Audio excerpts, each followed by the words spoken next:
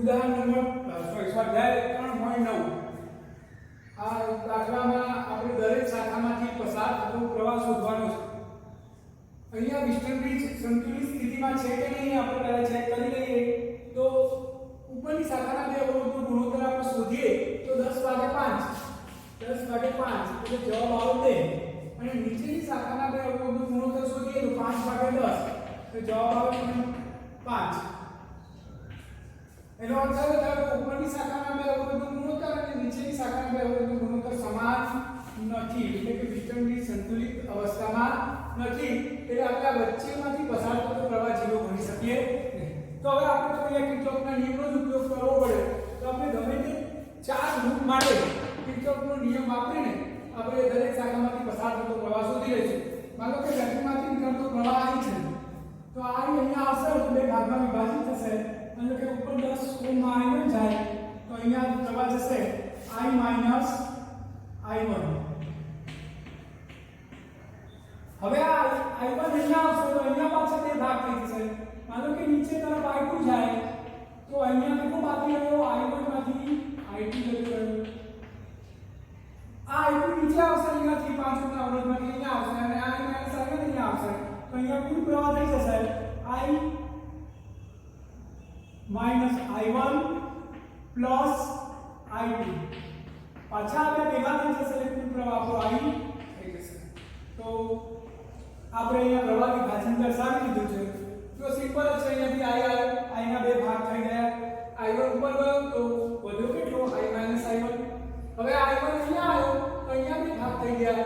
I2 નીચે ગયો તો અહીંયા વધ્યો કેટલો I I1 I2. આ I2 નીચે આવ્યો અને આ બાજુ ગયા તો I I1 તો ટોટલ કેટલો થયો I I1 plus I2. આ બંને પાછા ભેગા થઈ જશે એટલે આપણો કુલ પ્રવાહ I થઈ ગયો. હવે આપણે ગમે તે ચાર લૂપમાં કિર્ચોફનો નિયમ વાપરીને I1 I અને I2 શોધી લઈશું. તો સૌથી પહેલી આપણે લૂપ લઈ લઈએ A B D A. Loop A B D A માં કિર્ચોફનો નિયમ વાપરતા કિર્ચોફનો નિયમ. ઓકે, આટલાથી આપણે સ્ટાર્ટ કરીએ અને આપણે ઘડિયાળની દિશામાં કરીશું. જો અહીંયા વિદ્યુત સ્થિતિમાન હું VA માની લઉં છું. હવે આપણે પ્રવાહની દિશામાં જઈએ છીએ એટલે દિશાની અસર ઋણ. અવરોધ 10 અને પ્રવાહ I1 છે. અહીંયા આવી ગયા, અહીંયા પણ આપણે પ્રવાહની દિશામાં જ જઈએ છીએ એટલે નિશાની ઋણ. અવરોધ છે 5 અને પ્રવાહ છે I2. અહીંયા ડી બિંદુ આગળ આવી ગયા, અહીંયાથી આપણે આમ જઈએ છીએ પ્રવાહ આપણી સામે આવે છે એટલે વિરુદ્ધ દિશામાં છે નિશાની પ્લસ. અવરોધનું મૂલ્ય 5, પ્રવાહ છે I I1 અને જ્યાંથી સ્ટાર્ટ કર્યું હતું ત્યાં એ બિંદુ આગળ પાછા આવી ગયા એટલે વિદ્યુત સ્થિતિમાન VA હોય. આ VA કેન્સલ થશે. હવે આપણે બીજા પદો લખી દઈએ તો -10I1 -5I2 +5I -5I1 is equal to 0. આ સમીકરણને આપણે 5 વડે પહેલા I1 વાળા પદો ભેગા કરી દઈએ -15I1 તો 10 ને 5 15 -5I2 +5I is equal to 0. બધા પદ ગણતરીમાં આવી ગયા. હવે 5 વડે ભાગી દઈએ તો 5 વડે ભાગો તો -3I1 -I2 +I is equal to 0. આને આપણે સમીકરણ નંબર 1 ગણી લઈએ. હવે આપણે બીજી કોઈ લૂપ લઈ લઈએ. હવે આપણે લૂપ લઈ લઈએ A B C D A આખું રાઉન્ડ મારીએ તો loop A B C D A માં કિર્ચોફનો નિયમ વાપરતા. હવે આપણે આ લૂપમાં કિર્ચોફનો નિયમનો યુઝ કરીશું. અહીંયાથી સ્ટાર્ટ કરીએ તો અહીંયા એ બિંદુ આગળ વિદ્યુત સ્થિતિમાન VA. જો પ્રવાહની દિશામાં જઈએ છીએ આમ ઘડિયાળની દિશામાં પડીએ છીએ પ્રવાહ દિશામાં માઈનસ દિશાની 10I1 બી બિંદુ આગળ આવી ગયા એટલે આજુબાજુ પ્રવાહની દિશામાં જઈએ છીએ નિશાની -5I1 -I2. અહીંયા આવી ગયા, અહીંયાથી હવે પ્રવાહની વિરુદ્ધ દિશામાં જવાનું થયું તો નિશાની પ્લસ આવશે. અવરોધનું મૂલ્ય 10 છે અને પ્રવાહનું મૂલ્ય I1 I I1 plus I2. હવે અહીંયા આવી ગયા, અહીંયાથી પણ આપણે પ્રવાહની વિરુદ્ધ દિશામાં છે એટલે નિશાની પ્લસ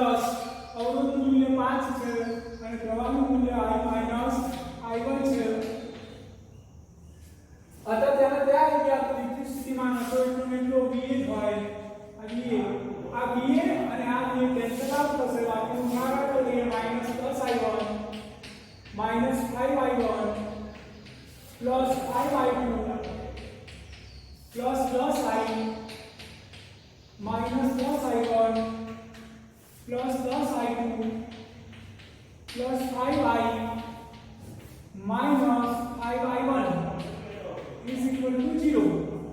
હવે આપણે બધો ભેગા કરી લઈએ તો 10i1 5i1 15i1 15 ને 10 25 25 ને 5 30 માઈનસ 30i1 તો i1 વાળા બધો આપણે ગણતરીમાં લઈ લીધા છે। હવે i2 ના મળી લઈએ તો 5i2 અને આ 10i2 એ ટોટલ થયા 15i2 એટલે i2 વાળા બધું પણ આપણે ગણી લીધા। હવે i વાળા બધું ગણી લો 10 ને 5 15 plus 15i is equal to 0।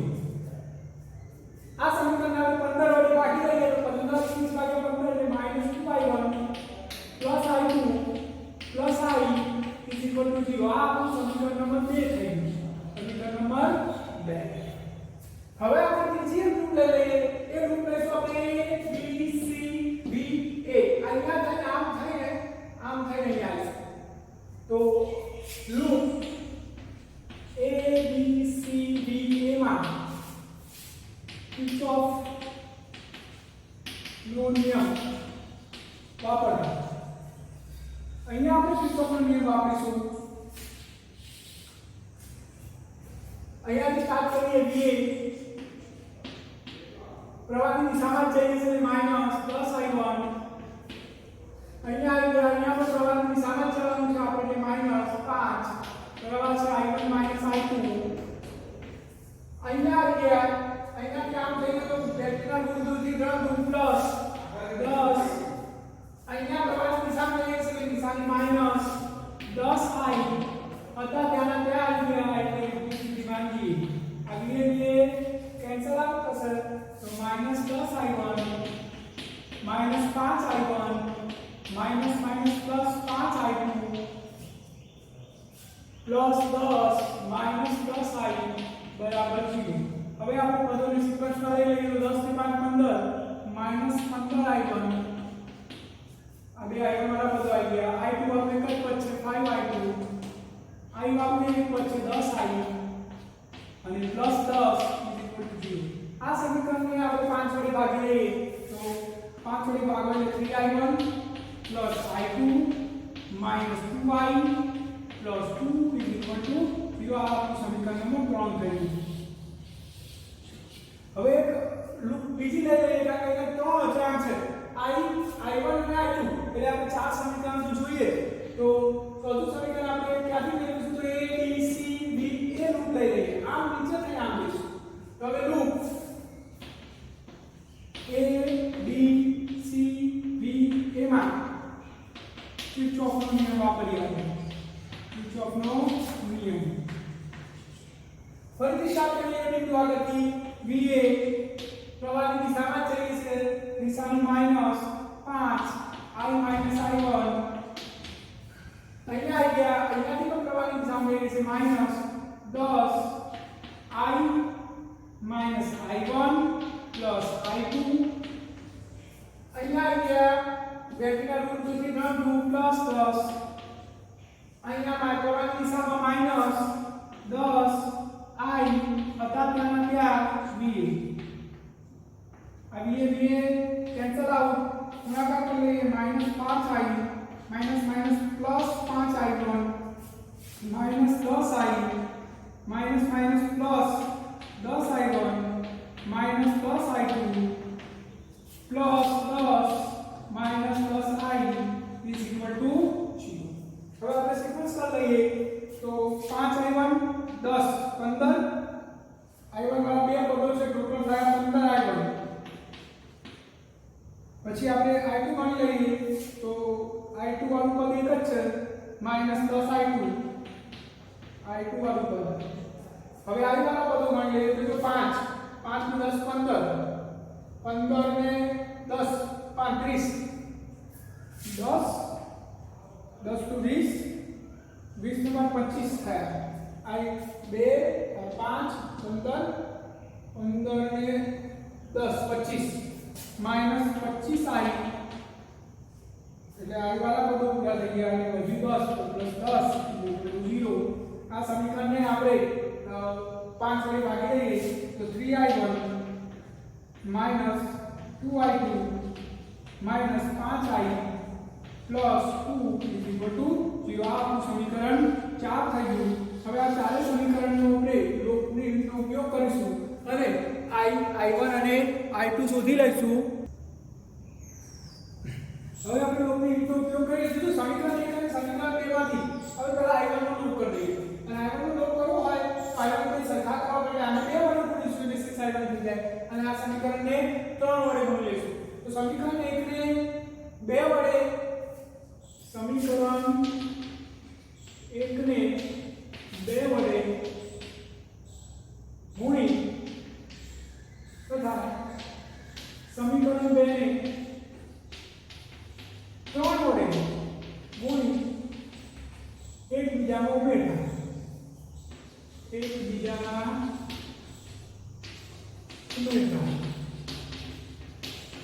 સમીકરણ 1 ને પહેલા તો 2 વડે ગુણી લઈએ તો -6i1 -2i2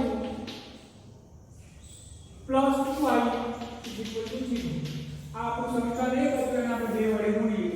હવે સમીકરણ 2 ને આપણે 3 વડે ગુણીએ તો -6i1 plus 3i2 plus 3i બરાબર 0. આપણે આને 3 વડે ગુણીએ. હવે આ બંનેનો લોપ કરી દઈએ તો આ નિશાની બદલી દઈએ નીચેના સમીકરણમાં પ્લસ આ પ્લસ છે તો માઈનસ આ પ્લસ છે તો માઈનસ આ પ્લસ માઈનસ કેન્સલ આઉટ થશે.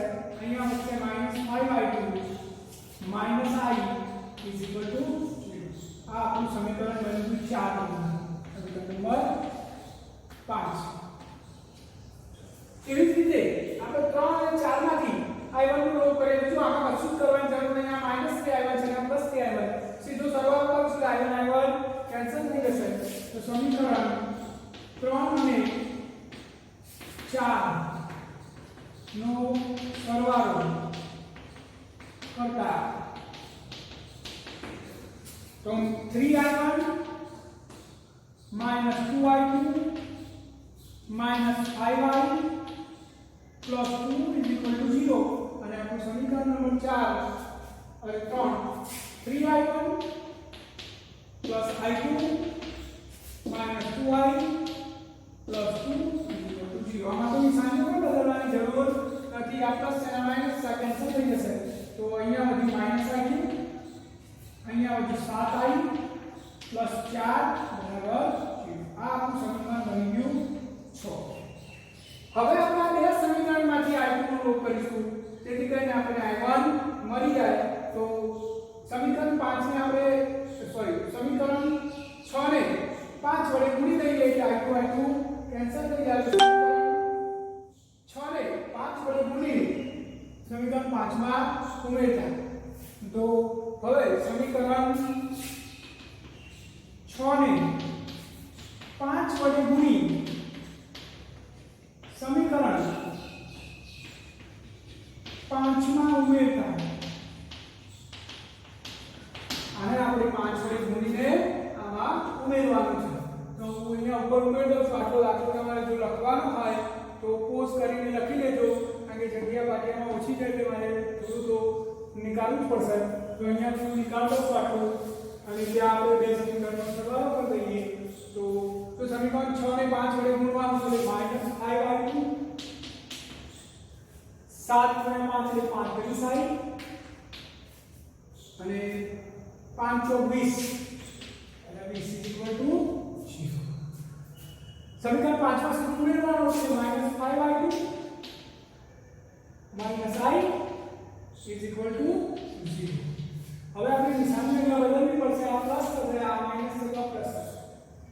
જો આ પ્લસ માઈનસ કેન્સલ તો 35 માંથી 1 જાય તો -34i + 20 એટલે 34i આ બાજુ લઈ જઈએ તો બરાબર 20.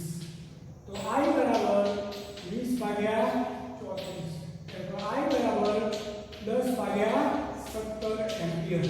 આ આપણો i બન્યું. બે વડે ઉપરથી ભાગો એટલે 10 ભાગ્યા 17 એમ્પિયર. તો અહીંયા આપણે i મળી ગયો. હવે i ની વેલ્યુ આપણે સમીકરણ 5 માં મૂકી દઈશું એટલે આપણને i2 મળી જશે. તો આપણે એવું જ કરીએ. હવે આગળ લખીએ અહીંયા 5 × 5 = 35i + 20 = 40i. 5 × 5 = 35i + 40i. હવે બીજા સમીકરણની કોઈ જરૂર નથી એટલે હું કાઢું છું અહીંયાથી. હવે આપણે અહીં લખીશું કે I ની કિંમત સમીકરણ 5 માં મૂકતા સમીકરણ 5 આપણું પેલું રહ્યું એમાં I ની કિંમત મૂકી દઈએ -5i2 -i ની વેલ્યુ કેટલી આવી 10/17 બરાબર 0 અને આપણે પેલા બાજુ લઈ જઈએ તો -5i2 બરાબર 10/17 તો i2 બરાબર -2/17 એમ્પિયર. જો માઈનસ જવાબ આવ્યો. પ્રવાહ ક્યારે ઋણ હોય નહીં તો પછી માઈનસ કેમ આવ્યો? તો એનો અર્થ એ થાય કે આપણે અહીંયા આકૃતિમાં નિશાની નીચે તરફ દર્શાવે છે પ્રવાહને અને જવાબ આવ્યો ઋણ. એનો અર્થ એ થાય કે i2 ઉપરથી નીચે નહીં આવતો, નીચેથી ઉપર જતો હશે. આપણે જ્યારે પ્રવાહ દર્શાવતા ત્યારે આપણને ખબર નહોતી કે પ્રવાહ અહીંયાથી બે ભાગમાં ગયો પછી નીચેથી ઉપર જશે કે ઉપરથી નીચે. આપણે ઉપરથી નીચે દર્શાવતો અને જવાબ ઋણ આવ્યો. એનો અર્થ શું થાય કે પ્રવાહ b થી b તરફ જાય છે. તો આપણે I મળી ગયો, I2 મળી ગયો. આ બંને કિંમતો આપણે સમીકરણ 2 માં મૂકી દઈએ તો I1 અને I2 ની કિંમત I અને I2 ની કિંમત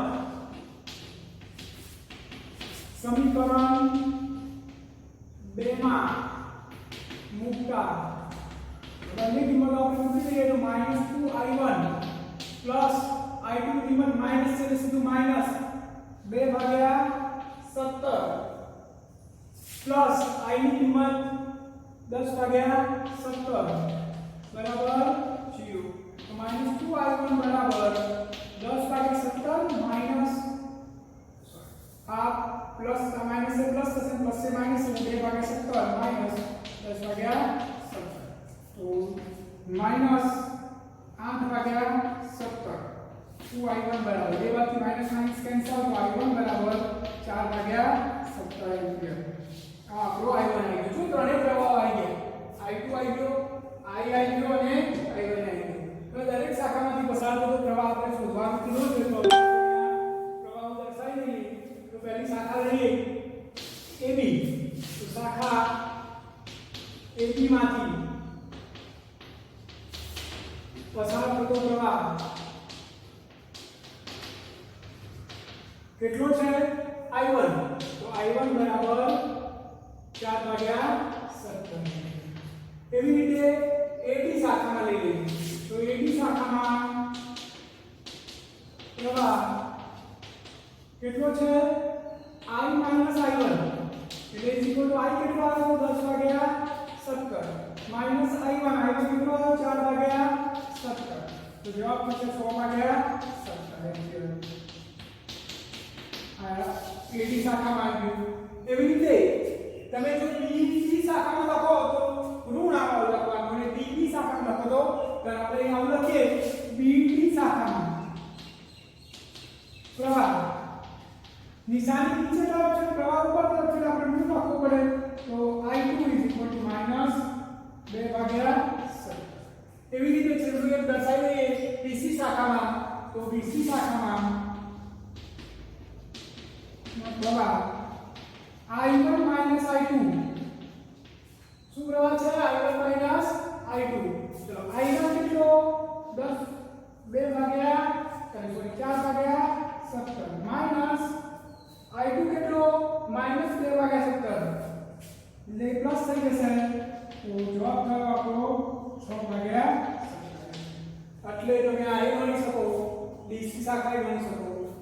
તો આટલો દાખલો થોડો લાંબો છે પરંતુ કિર્ચોફના નિયમનો ઉપયોગ કરીને તેને સરળતાથી ગણી શકાય છે.